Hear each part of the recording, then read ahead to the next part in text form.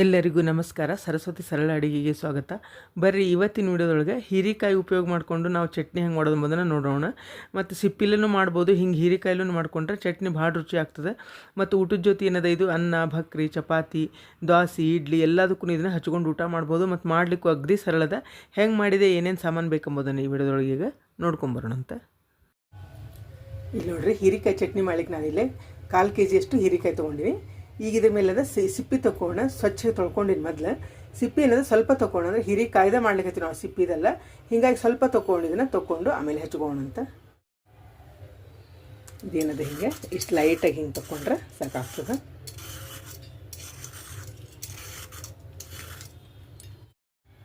ಇಲ್ಲಿ ನೋಡ್ರಿ, ಹಿಂಗೆ ಲೈಟಾಗಿ ಏನದ ನಾನು ಎಲ್ಲ ಸಿಪ್ಪಿ ತೊಗೊಂಡಿನಿ. ಈಗ ಇವನ್ನ ಹಚ್ಕೋಣ. ಮೊದಲಿಗೆ ಏನದ ಇದನ್ನು ತುಂಬ ತೊಗೋಣ. ಇವನು ಏನದ ಸಿಹಿ ಕೈ ನೋಡ್ಬೇಕಾಗ್ತದೆ. ಅಷ್ಟು ಇವನು ತಗೊಂಡು ಕಡೆ ಕಡೆದು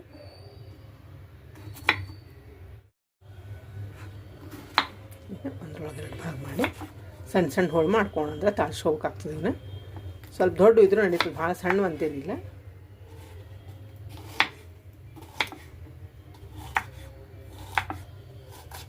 ನೋಡ್ರಿ, ಇಷ್ಟು ಮಾಡಿಕೊಂಡ್ರೆ ಸಾಕಾಗ್ತದೆ.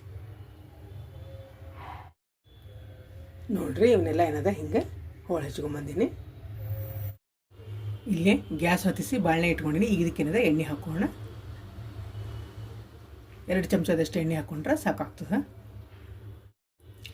ಇದಕ್ಕೇನದ 1 ದೊಡ್ಡ ಚಮಚದಷ್ಟು ನಾನಿಲ್ಲೇ ಉದ್ದಿನ ಬೇಳೆ ಹಾಕ್ಲಿಕ್ಕತ್ತೀನಿ. ಇಲ್ಲೇ ಒಂದು 5-6 ಕಾಳು ಮೆಂತ್ಯ ಕಾಳು ಹಾಕ್ಲಿಕ್ಕತ್ತೀನಿ. ಇದನ್ನೇನದ ಕೈ ಆಡ್ಸೋಣ. ಸ್ವಲ್ಪ ಕೆಂಪಾದ್ಮೇಲೆ ಹಸಿಮೆಣಸಿನ್ಕಾಯಿ ಹಾಕೊಂಡ್ಬಿಟ್ಟು.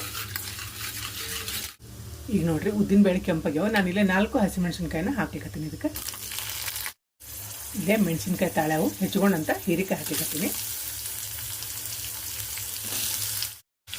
ಕೈ ಆಡ್ಸ್ಕೊಂಡು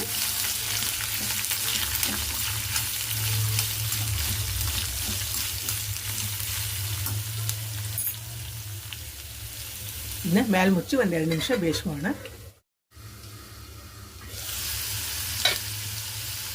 ನೋಡ್ರಿ, ಬೆಂದಾವ ಸ್ವಲ್ಪ.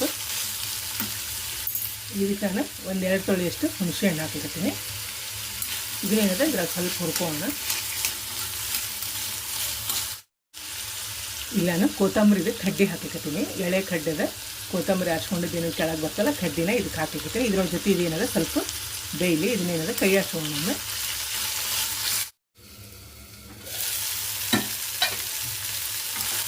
ಈಗೇನದ ಬೆಂದದೆಲ್ಲ ಇದು ನಾನು ಗ್ಯಾಸ್ ಆಫ್ ಮಾಡ್ಲಿಕ್ಕತ್ತೀನಿ. ಸ್ವಲ್ಪ ಏನದ ಆರ್ಲಿಕ್ಕೆ ಬಿಡೋಣ. ಇದನ್ನು ಈಗ ನೋಡ್ರಿ, ಎಲ್ಲ ಸ್ವಲ್ಪ ಏನದ ತಣ್ಣಗಾಗಿದೆ. ಇದನ್ನೇನದೆಲ್ಲ ಮಿಕ್ಸರ್ ಜಾರ್ಗೆ ಹಾಕೋಣ.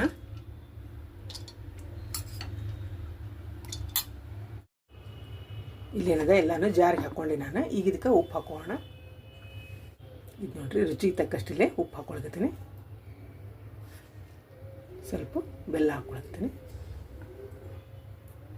ಇದು 1 ಚಮಚದಷ್ಟು ನಾನಿಲ್ಲ ಎಳ್ಳು ಪುಡಿ ಹಾಕ್ಲಿಕ್ಕತ್ತೀನಿ. ಹುರಿದದ್ದು ಎಳ್ಳು ಪುಡಿ ಅದ, ಇದನ್ನ ಹಾಕ್ಲಿಕ್ಕತ್ತೀನಿ.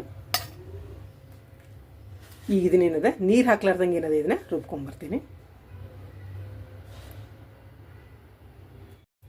ಇದು ನೋಡ್ರಿ, ನೀರು ಹಾಕ್ಲಾರ್ದಂಗೆನ ರುಬ್ಕೊಂಡು ನಾನು. ಮತ್ತು ಹೀರೆಕಾಯ್ದು ಫ್ರೆಶ್ ಇತ್ತಂದ್ರೆ ಭಾಳ ನೀರೇ ಬಿಡ್ತದೆ. ನೀರು ಹಾಕಿದ್ರೆ ಚಲೋ ಆಗಂಗಿಲ್ಲ. ಹಂಗೆ ಇದು ಬೇಯಿಸಿರ್ತೀವಲ್ಲ, ಅಂದರೆ ಮುಚ್ಚಿ ಬೇಯಿಸಿರೋದ್ರಿಂದ ನೀರು ಬಿಟ್ಟಿರ್ತದೆ. ಹಿಂಗಾಗಿ ಹಂಗೆ ರುಬ್ಕೊಂಡ್ರೆ ನೋಡ್ರಿ ಇಷ್ಟು ಚಲೋ ಆಗಿದೆ. ಮತ್ತು ಅತಿ ಸಣ್ಣ ಬೇಡ, ಇಷ್ಟು ತರಿ ಇದ್ರೆ ಚಲೋ ಆಗ್ತದೆ. ಈಗ ಇದಕ್ಕೆ ಒಗ್ಗರಣೆ ಮಾಡ್ಕೊಳ್ಳೋಣ. ಇಲ್ಲೇ ಗ್ಯಾಸ್ ಹೊತ್ತಿಸಿ ಅದ ಬಾಳನೆ ಇಟ್ಟಿನಿ ನಾನು ಒಗ್ಗರಣೆ ಕಾಸ್ಲಿಕ್ಕೆ. ಈಗ ಇದಕ್ಕೆ ಎಣ್ಣೆ ಹಾಕೋಣ. ಒಗ್ಗರಣೆಗೆ ಚಟ್ನಿಗೆ ಸಾಕಾಗೋಷ್ಟು ಎಣ್ಣೆ ಹಾಕೋಣ. ಹಸಿ ಹಾಕ್ಲಿಕ್ಕತ್ತೀನಿ.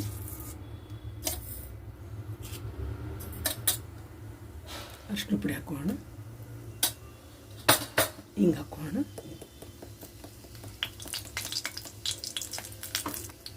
ಒಂದೆರಡು ಹೆಸರು ಕರಿಬೇವು ಹಾಕೋಣ.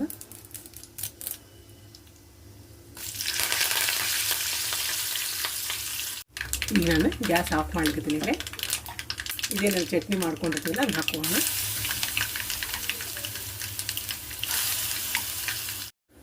ಇದೆಲ್ಲ ಅಂತ ಮಿಕ್ಸ್ ಮಾಡ್ಕೊಂಡು ಒಗ್ಗರಣೆ ಒಳಗೆ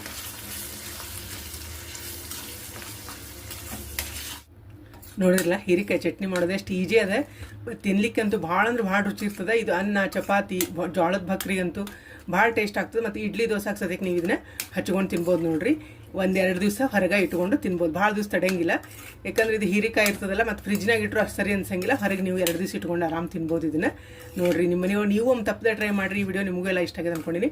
ಮತ್ತೊಂದು ಸಾಂಪ್ರದಾಯಿಕ ಅಡುಗೆಯೊಂದಿಗೆ ಭೇಟಿಯಾಗೋಣ ಅಂತ. ಶ್ರೀರಾಮ ಸಮರ್ಥ.